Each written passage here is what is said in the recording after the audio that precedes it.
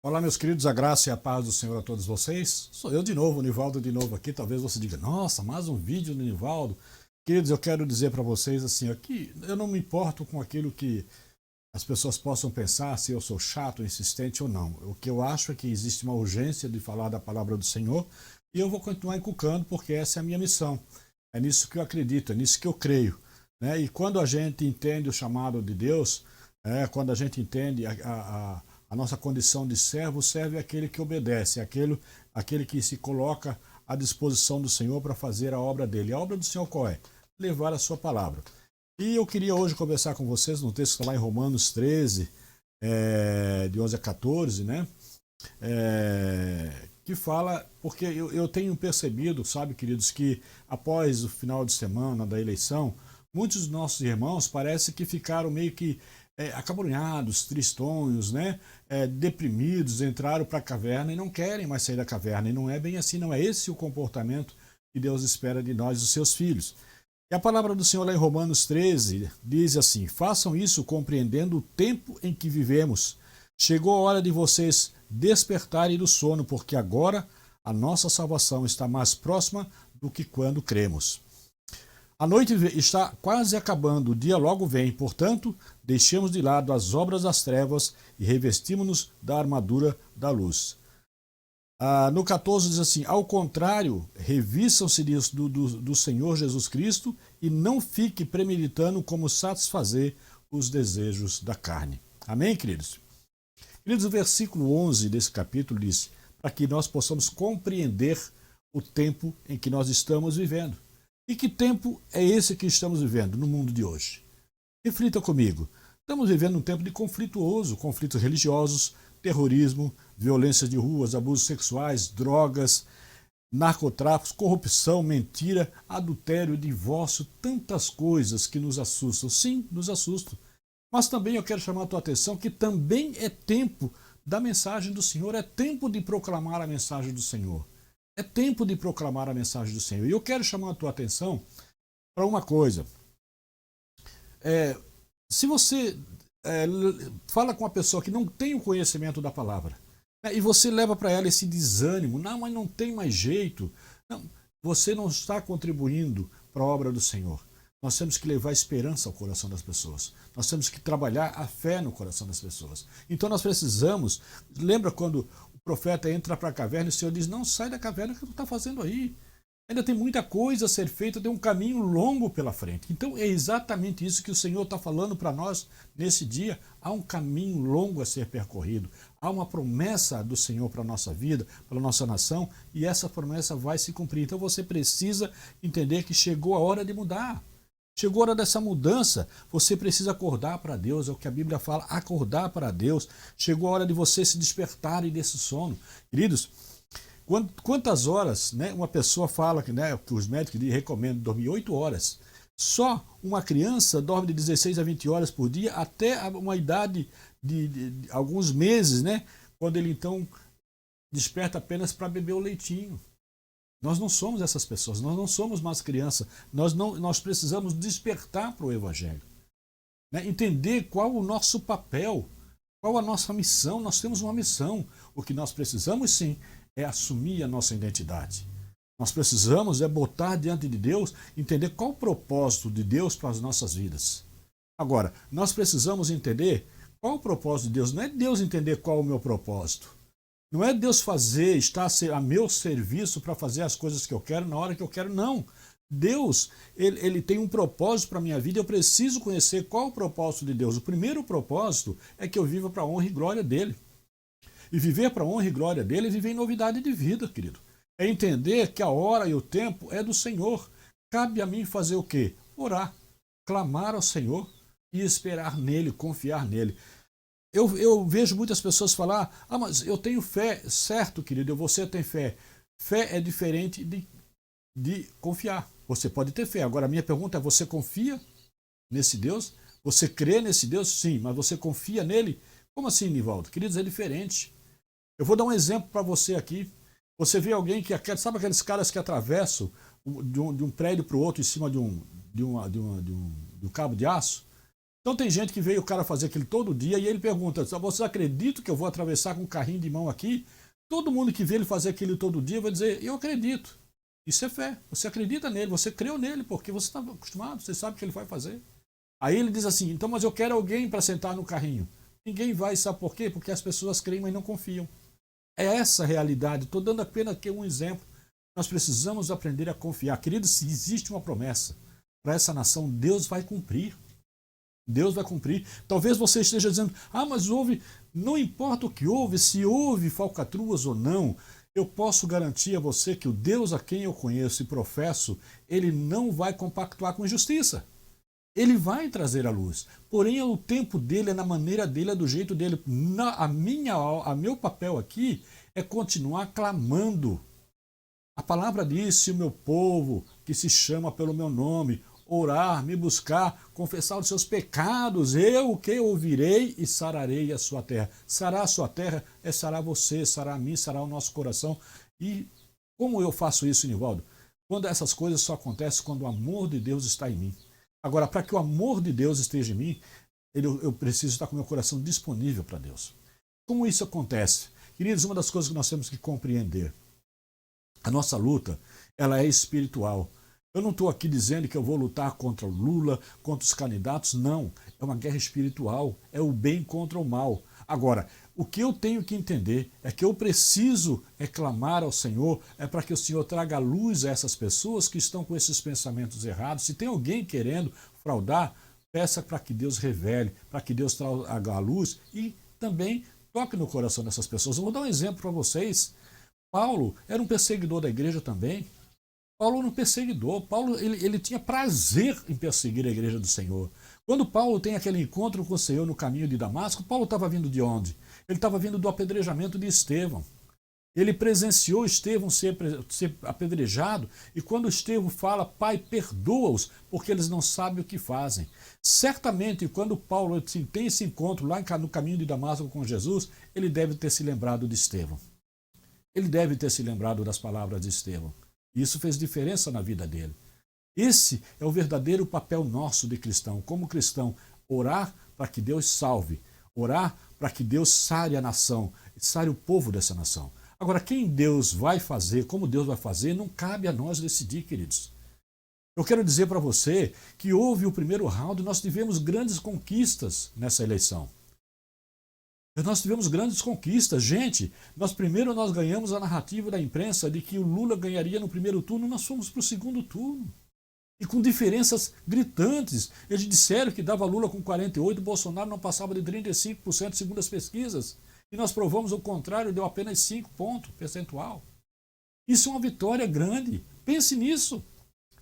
Pense na Câmara e no Congresso renovado. Totalmente renovado.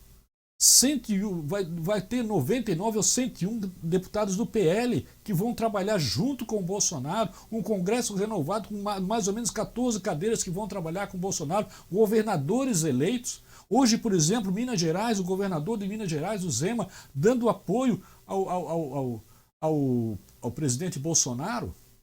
Queridos, não é hora de baixar as mãos, não é hora de baixar a cabeça, é hora de sair da caverna. Lembra quando Moisés...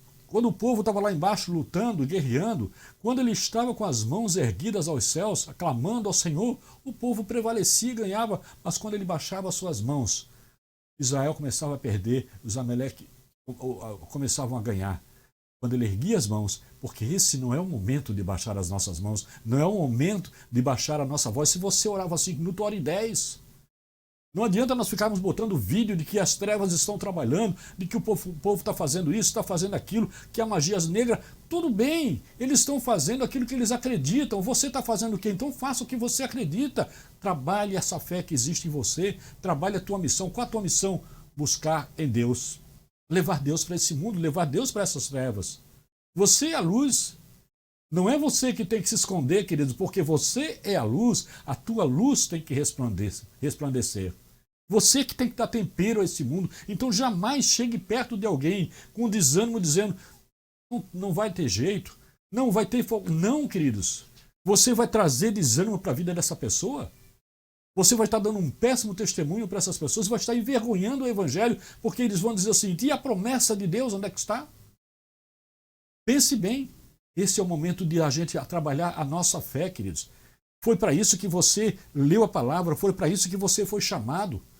É para nesses momentos você estar aqui pronto, como guerreiros do Senhor, como exército do Senhor. Nós somos o exército do Senhor aqui na terra, físico. Existe um exército celestial? Existe. Agora eu quero te chamar a atenção que essa guerra espiritual, e o Paulo já falava, que essa guerra não é contra a carne, não é contra o sangue, mas são contra potestades espirituais. Você sabe o que é isso? Existe uma guerra, queridos, do bem e do mal. Veja bem, um candidato, ele defende família, defende a religião, defende a liberdade de expressão, defende a vida, né? Defende todas as coisas que nós defendemos, princípios da família. O outro candidato defende aborto, defende violência, defende impunidade, defende uma série de coisas, drogas. Então é simples de escolher, é simples de entender o que é trevas e o que é luz. Agora, talvez você diga, mas tem crente, se tem crente apoiando isso? Pode ter crente, mas não tem cristão. Porque crente é uma coisa, cristão é outra. Cristão, o papel do cristão é aquele que é servo, é aquele que aprende a ouvir a voz de Deus e colocar em prática, independente das circunstâncias. O cristão, ele sabe qual o seu papel, até onde ele pode ir. Muitas igrejas, querido, ainda tem, né, a Escola Bíblica Dominical, EBD. E para muitas pessoas essa sigla significa, EBD significa é bom dormir, porque nem isso querem mais. Aí quando chega o problema, por isso é que nós ficamos assim, nós queremos logo entrar na caverna. Sabe por quê? Porque nós estamos desabastecidos. Nós não temos tendo mais intimidade com Deus. Intimidade com Deus eu faço aonde? No convívio com meus irmãos. Quando eu aprendo a congregar, quando eu aprendo a ter comunhão, é lá que eu me reabasteço do poder de Deus. Por isso eu preciso estar sempre buscando em Deus. Sempre buscando em Deus. Chegou a hora, lá no versículo 11 diz assim, porque agora a nossa salvação está mais próxima do que quando cremos. Por que isso, meus irmãos? A cada dia que passa, o tempo está passando. Alguém deu um conselho uma vez e disse assim, viva cada dia de sua vida como se fosse a última, pois um dia desses vai ser mesmo assim. Um dia vai chegar, vai ser mesmo assim. Talvez você esteja pensando, mas será que Deus vai nos dar uma segunda chance? Eu quero lembrar vocês que tem uma história de Thomas Edison, o criador da lâmpada. Quando ele fez a primeira lâmpada, ele deu para o seu serviçal e disse, suba lá, né, com uma escada para colocar. O rapaz pega a lâmpada e cai com a lâmpada e quebra. Ele vai voltar, ele vai levar 24 horas para fazer uma outra lâmpada daquela. E ele faz, e ele dá para esse mesmo jovem fazer o mesmo trabalho, o mesmo papel. Sabe por quê? Ele achou que aquele garoto tinha direito a uma segunda chance. É isso que Deus faz com você. Deus está dizendo, sai da caverna, eu vou te dar uma segunda chance de crer em mim. Eu vou te dar uma segunda chance de acreditar nas minhas promessas, de entender que eu sou o Deus dessa nação. É isso que Deus está tentando fazer para você, meu irmão. É isso que Ele está tentando dizer para você. Eu sou o Deus dessa nação, sai dessa caverna. Pensa única e exclusivamente numa coisa. A minha palavra nunca mudou e não vai mudar. Então você precisa aprender a crer. E crer é papel de servo. Crer. Nós não vivemos por vista. A palavra fala que a fé é o que? O fundamento. O que é fundamento, meus irmãos? Entenda isso, busque no Senhor. Busque no Senhor. Todas as coisas cooperam para o bem daqueles que buscam ao Senhor. Hoje é o dia certo. Hoje é o dia certo. Existe uma expressão de Martin Luther King, entre tantas que eu gosto dele, que ele diz, hoje é sempre o dia certo de fazer as coisas certas de maneira certa. Amanhã será tarde. E é verdade. Então não fuja, querido. Não saia desse exército, não caminhe para longe, mas muito pelo contrário. Você precisa, querido, aprender a confiar em Deus. E este é o momento. A palavra, quando esse presidente chegou, o Bolsonaro chegou, ele chegou com uma palavra profética. Ele veio dizendo o seguinte, você conhecerá a verdade e a verdade vos libertará. Libertará do quê? Das trevas, do poder das trevas. Libertar da mentira, do engano, da prostituição. Libertar das drogas, libertar da ideologia de gênero que está tentando transformar a vida dos teus filhos, dos teus netos. É disso. Você quer jogar tudo isso fora, todo esse caminho já percorrido, você quer voltar atrás agora por causa de um dia, de uma decisão que não foi a sua, que você esperava? Não, queridos. A guerra não acabou. E deixa eu te dizer mais uma coisa. Mesmo que o presidente ganhe, a guerra não acaba, a luta não acaba. Nós cristãos, nós temos uma luta para ser vivida a cada dia. Todos os dias nós precisamos estar na presença do Senhor. Queridos, eu acho interessante que todos os dias eu saio daqui com a minha esposa às 5h30 da manhã para ir para a igreja orar. E eu encontro muita gente, 5h30 da manhã, no inverno, com frio, correndo, fazendo as suas maratonas, seus exercícios diários, cultuando o corpo. Mas quando você fala em alguma coisa na igreja de buscar a Deus, as pessoas dizem, não, eu estou cansado, né, eu queria dormir um pouquinho mais, hoje é domingo, eu queria dormir. Mas as pessoas saem de casa cedo, às vezes com garoa, se sujeitando a uma gripe. Eu encontro todos os dias pessoas cultuando o corpo. As pessoas levantam cedo para cultuar o corpo, mas elas não levantam cedo para alimentar o espírito, para orar, para buscar do Senhor. E aí quando chega nesses momentos difíceis, elas querem vitória. Senhor, abençoa o meu projeto, mas você tem que estar incluído no projeto de Deus? Você está aceitando o projeto de Deus para a tua vida? Querido, não há como nós vencermos uma batalha se nós não estivermos fortalecidos em Cristo. Jesus disse o seguinte, vocês terão aflição, tenham um bom ânimo porque eu venci o mundo. Queridos, teve pessoas que disseram para mim o seguinte, crentes, que eu fiquei assustado, Nivaldo, não tem jeito, não vai ter jeito. Como não vai ter jeito? Olha a diferença. Deixa eu falar uma coisinha para você. Você lembra de Gideon? Gideon foi lutar com 300 contra quase 34 mil pessoas. Coisa mais absurda do mundo, cara, isso é impossível.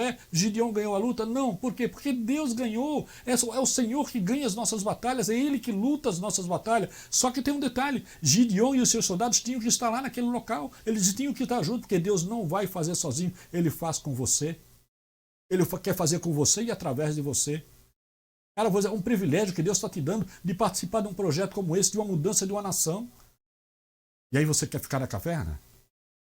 Ah, meu querido, deixa eu dizer uma coisinha para você.